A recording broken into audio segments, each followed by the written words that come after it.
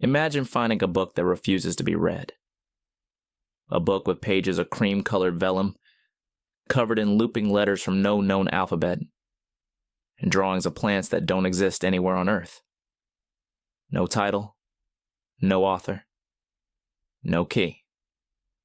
Just a silent voice, speaking in a language no one understands. That book is real. Today we call it the Voynich Manuscript. It surfaced publicly in 1912 when a rare book dealer named Wilfred Voynich purchased a trunk of old volumes from a crumbling Italian villa.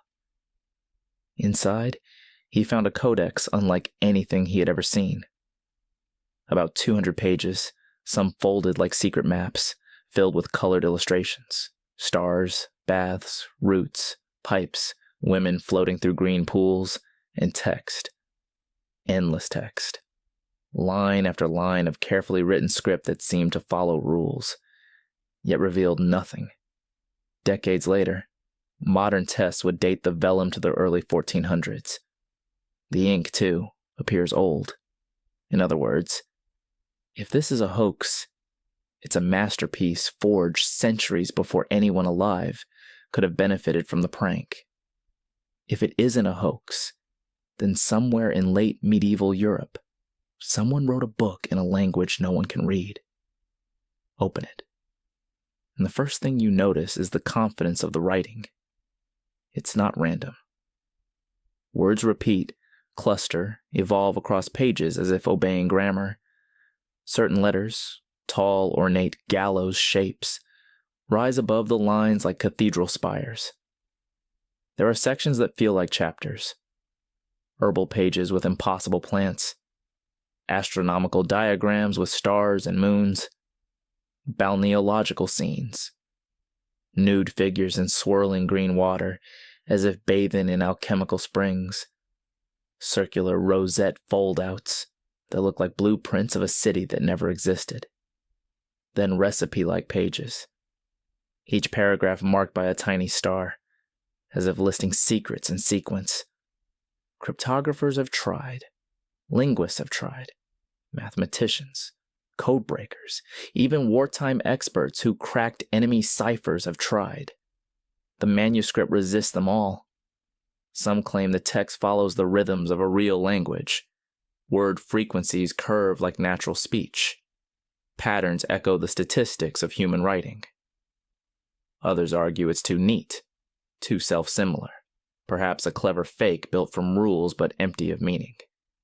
If it is language, where is the key? If it is code, where is the cipher? There are no obvious mistakes, no corrections. Whoever wrote this knew exactly what they were doing. Page after page, the hand remained steady, almost serene, as if copying from a source the writer understood perfectly, leaving us with a puzzle we do not understand. Look closer. The plants. Stems entwined, roots splayed like river deltas, blossoms you've never seen. Are they symbolic? Hybridized? Memories of extinct species? Or are they metaphors? Botanical masks for philosophical ideas, medicines, stars. The baths. Networks of pipes carry green liquid between tubs. Are these alchemical retorts? Diagrams of the body? Maps of rivers translated into anatomy? And those star charts? Rings upon rings of signs and names, some familiar, others stranger, as if a sky we almost recognize were being described in a dialect just beyond reach. Every page whispers intention.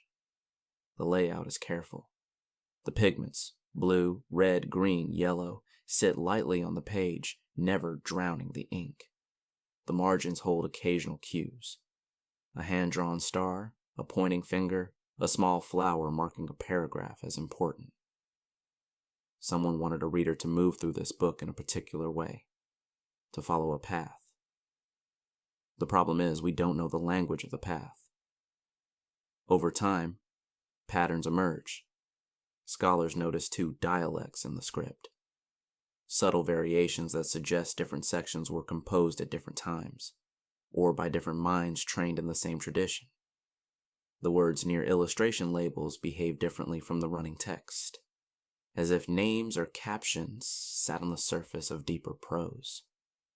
Lines often end with similar endings, as though the text is bound by poetic or mechanical rules we can't see. None of this feels random. All of it resists translation. Explanations multiply like mirrors. An unknown natural language from a lost community. A cipher whose key was destroyed. A memory palace of medieval science, encoded to protect dangerous knowledge. A spiritual text dressed in plants and stars. A medical manual for a patron who demanded secrecy. Or yes, an elaborate centuries-old hoax. But why make a hoax that obeys statistics no prankster of the 1400s could foresee? Why sustain such exquisite consistency, page after page, if meaning were never meant to exist? Hold the book, really hold it, and you feel something stranger than mystery. You feel presence, the careful hand, the patient brush. The mind that decided this plant belongs beside that star. That woman should bathe under this branching pipe. A coherent world shines through a glass we cannot pierce. The Voynich Manuscript is not just unread. It is unreadable in a way that feels deliberate, as if the text weren't hiding a message but teaching us how it must be read. If only we knew how to begin. And that is the oldest ache in scholarship. To stand before a door with a lock you've never seen and know, absolutely know, that a room lies beyond it. The trail of the Voynich Manuscript winds through centuries like a rumor that refuses to die. Long before Wilfred Voynich opened that trunk in 1912, the book seems to have passed from curious hand to curious hand. In the 17th century, a Prague alchemist named Georg Barish wrote to a Jesuit polymath, Athanasius Kircher, begging for help with a sphinx of a book he could not read. Later, a rector named Johannes Marcus Marci sent the volume toward Kircher as well, enclosing a letter with a tantalizing legend that Holy Roman Emperor Rudolph II had bought the mysterious book for an enormous sum, believing it to be the work of the English friar, Roger Bacon. Proof? None. But the rumor stuck, because mysteries are magnets for great names. When modern scientists finally tested the vellum, the dates came back medieval, early 15th century. The pigments looked right for the period too. No modern dyes, no smoking gun. If this was a fake, it would have to be a fake made before forgery itself became profitable. That does not make it true. But it closes some doors and opens others. The parchment was ready by the 1400s. The ink sits confidently on it. Somewhere then, in that era of plague and pilgrimage, someone wrote a book that no one can read. The text has been transcribed into a standardized alphabet, EVA, the extensible Voynich alphabet, so computers can study it. Statistics bloom. Word frequencies resemble natural language. Certain syllables hug the beginnings or ends of words. Gallows letters appear in specific environments. Lines share echoes, as if each line were a unit with its own rules. Entropy, the measure of unpredictability, lands in a strange middle ground. Too orderly for pure gibberish, too peculiar for known languages. Like a tide chart from a coast we've never mapped. Codebreakers have attacked it the way they attack ciphers. Look for repeated patterns, probable words, names near pictures. The herbal pages should label parts: root, leaf, flower. The astronomical diagram should carry month names, star clusters. Sometimes there are hints, scrawled marginalia in later hands, a stray word that looks almost like a real tongue. But when the patterns are chased, they slip away. The repetitions resist the usual keys. The labels behave unlike labels. It is as if the book is pretending to be many things at once and succeeding. In the 1940s and 50s, some of the world's best cryptanalysts, people who broke wartime codes, studied the manuscript. They were used to hard problems with definite answers. This was different. One team concluded that if it was a cipher, it was a kind of cipher no one had ever seen. Another possibility. It was never enciphered at all, but written in an unknown language, using an invented script. That would be rarer than a new code. That would be a new alphabet for a tongue now lost to time. Paleographers notice other details.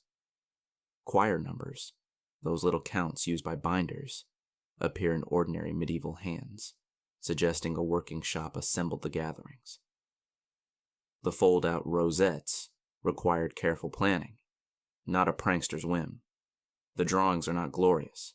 They are practical, like the work of a focused scribe with a purpose. There are few corrections, almost no hesitations. Whoever wrote this did so with fluency. Fluency in what? Over the decades, solutions rise and fall. One scholar declares it a manual of women's medicine. Another, an alchemical encyclopedia. Another, a star book. Another, a constructed language. Another, an elaborate glossolalia, meaningful to its author, meaningless to us. Statistical models announce breakthroughs. Newspapers hail decipherments. Then the counter-analyses arrive and the translation unravels. Cherry-picked, overfitted, inconsistent. The book remains intact, untouched by victory. There is also the hoax theory, that the manuscript is a medieval confidence trick, sold to a wealthy patron who wanted wonders. But a perfect hoax must pass the test its era can apply. The Voynich seems to pass tests from 5 centuries later. No medieval con artist could have anticipated Zipfian distributions, positional entropy, context-dependent character clustering. To forge those would be to invent modern linguistics by accident. Still, suspicion persists because the book is so very good at being illegible. Could a clever scribe have used a simple rule system, a quasi-grammar that spits out plausible nonsense? Some modern experiments can mimic parts of the Voynich's statistics with generative tricks, but their outputs lack the Voynich's narrative gravity, the sense that each page belongs where it lies, that the pipes deserve the baths they feed, that the star wheels want the captions they receive. The manuscript behaves like a world that believes in itself. Even the pictures are puzzles within puzzles. The herbs resemble composites, as if someone combined traits from many species into a single emblem. The bathing women pass green liquid through towers of tubes, plumbing, or veins, or the slow movement of humors through the body. The Zodiac series shows rings of figures and names that look almost familiar. Almost. Like a memory of the heavens half remembered in a dream. Each, almost, is a hook that keeps scholars awake at night. And then there is the last page, where the neat script dissolves into rougher scribbles in a different hand. Ink-brown notes that look like a recipe jotted by someone centuries later. Snatches of language flicker there, half Latin, half something else, as if a later reader tried to anchor the book to meaning and failed. The manuscript endures that too, the way a riddle endures guesses. What makes the Voynich manuscript feel inexhaustible is not only that we do not know what it says. It is that every tool we bring to it seems to acknowledge a mind on the other side of the page. Organized, intentional, systematic, yet unreachable. We do not feel mocked by it. We feel addressed. We just don't speak the tongue.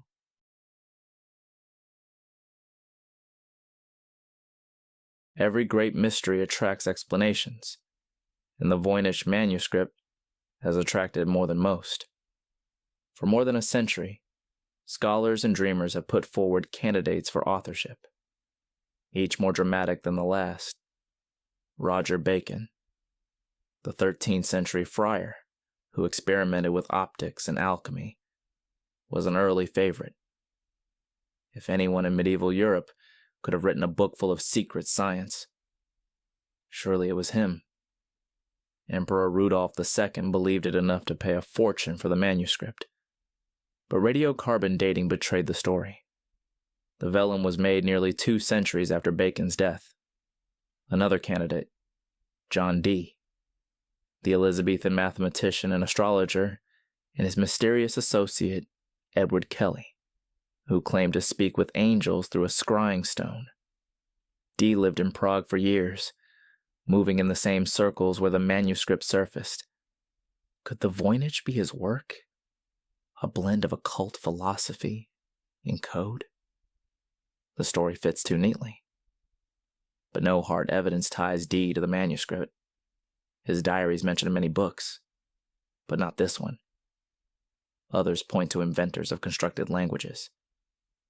Could the Voynich be an early attempt to create a universal tongue? A script designed to capture knowledge without Latin or Greek? In the Renaissance, many dreamed of such languages. But if this was the case, it is the only one to survive without explanation, with no Rosetta Stone, no grammar, no notes left behind. Theories spiral outward. Some imagine it is an encyclopedia of women's health, disguised in cipher.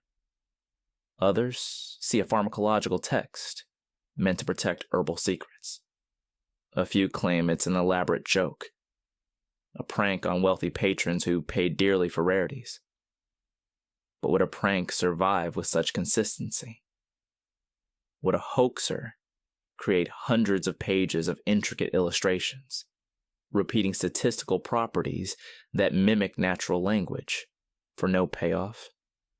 In the 20th century, codebreakers from World War II and the Cold War studied the Voynich with the same intensity they used on enemy ciphers. They cracked Enigma. They cracked Purple. They did not crack the Voynich. The consensus hardened. If it was a code, it was a code unlike any other. Then came the age of computers. In the late 20th and 21st centuries, algorithms scoured the text. They measured entropy, compression, predictability. Some models suggested the text could be a real language, shrouded by a substitution system. Others insisted it was meaningless, generated by rules but devoid of content. Modern AI has been trained on the text. Claims of breakthroughs appear in headlines. Voynich Manuscript finally decoded, only to collapse under scrutiny. The translations read like horoscopes. Vague, inconsistent, cherry-picked. Each time the riddle swallows the answer whole. Part of the frustration lies in the illustrations. They seem like guides. They must mean something. And yet they betray us. The plants resist identification. The stars almost match, but not quite. The bathing women could be allegory, anatomy, or cosmology. The pipes could be chemistry or rivers or veins. They refuse to anchor the text. It is as though the pictures speak a dialect of mystery themselves, echoing the unreadable words beside them.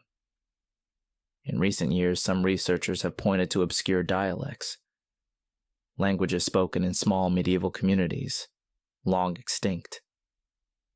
Could the Voynich be written phonetically in such a tongue, cloaked by invented letters? AI models searching for statistical similarities sometimes hint at connections. Turkic languages, Romance offshoots, Hebrew roots. But the links always fade when pressed. A few similarities do not make a translation. They make an illusion. Even more radical suggestions emerge. Some whisper of glossolalia, the speaking in tongues known in religious contexts.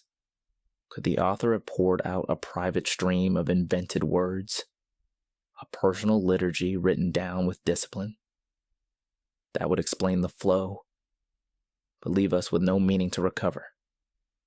Others dream of extraterrestrial origins, a manuscript not from Earth at all. The vellum is terrestrial, but imagination does not obey carbon-14, and so the Voynich resists. Each solution reveals only the hunger for solutions. Each theory says as much about its author as about the book itself. Alchemy, medicine, philosophy, hoax, secret code, lost language, cosmic joke.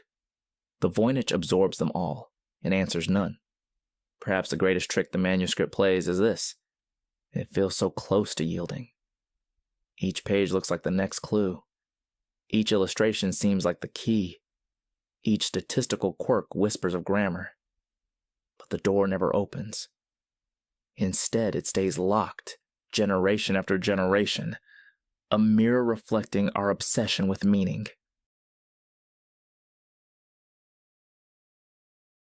The Voynich Manuscript sits today in the Beinecke Rare Book and Manuscript Library at Yale University. Behind glass, under careful light, it waits. Scholars request access, trace its pages with gloved hands, scan it into digital archives. The whole world can now see it online. And yet, the more people look, the stranger it seems. Exposure has not solved it. It has deepened the mystery. Why does this book exert such power over us? Perhaps because it looks so much like something we should be able to understand. We are surrounded by texts and languages long dead. Linear B, Egyptian hieroglyphs, Mayan glyphs. Yet those yielded eventually to patient decipherment. The Voynich should yield too, but it does not. And that stubborn silence creates an aura unlike any other artifact. Some believe the answer is still within reach. With I growing stronger, with global collaboration, perhaps one day a breakthrough will come, a pattern no one noticed, a statistical key hiding in plain sight, a forgotten dialect rising from obscurity to unlock the script. Hope fuels research. Each year new papers emerge. Each year the manuscript shrugs them off. Others argue we must accept it may never be solved. If it is glossolalia, there is nothing to decode. If it is a constructed language with no surviving speakers, meaning may be gone forever. If it is a hoax, though an extraordinarily sophisticated one, there is no truth to find. In all these scenarios, the book's mystery is permanent, woven into its fabric like the ink itself. And yet, that permanence may be what makes the Voynich Manuscript more than a puzzle. It becomes a symbol. A reminder that knowledge has limits, that meaning can be withheld, that not all doors open. In an age when information seems endless, the Voynich is a wall, and in that wall, a single locked gate. The cultural afterlife of the manuscript has been extraordinary. It appears in novels, films, conspiracy theories. It inspires artists and cryptographers alike. It has become shorthand for the unreadable, the untranslatable, the unsolved. But unlike fictional mysteries, this one sits on a shelf, waiting. Its presence is real. Its refusal is real. Its existence is a challenge across centuries. Stand before it, and you feel the weight of another mind across time. A mind that took brush and ink, page after page, hour after hour, to create something coherent to itself and incoherent to everyone else. Was that mind a lone mystic encoding visions? A scholar protecting dangerous knowledge? A hoaxer crafting complexity for gold? Or someone whose meaning was clear in their own moment, now dissolved by centuries of silence? The Voynich Manuscript is a mirror. Each theory reveals our hunger for answers, our refusal to accept the possibility of pure enigma. But perhaps that is what it is. An artifact of the unknowable. A book that exists to remind us not everything can be grasped. And still, the possibility lingers. Maybe the key lies in a forgotten archive, a lost companion text, a marginal note we've overlooked. Maybe the next generation of AI will see what human eyes cannot. Maybe the lock will click, and the voice of the manuscript will finally speak. Or maybe not. Maybe the silence is eternal. Maybe the greatest mystery of the Voynich Manuscript is that it exists at all. That in a world of endless meaning, there is one book that refuses to mean. So we look, we speculate, we circle words in red ink, just as Jerry Amon circled a signal from the stars. We wonder what lies beyond the lock. We imagine the moment the first sentence reveals itself, the first word that makes sense. And until that moment comes, or never comes, the Voynich Manuscript will continue to whisper across the centuries. A door without a key, a voice without a tongue, a riddle without an answer. Thank you for watching, and for listening to the mystery. If you want more journeys into the unexplained, subscribe, and keep searching with me.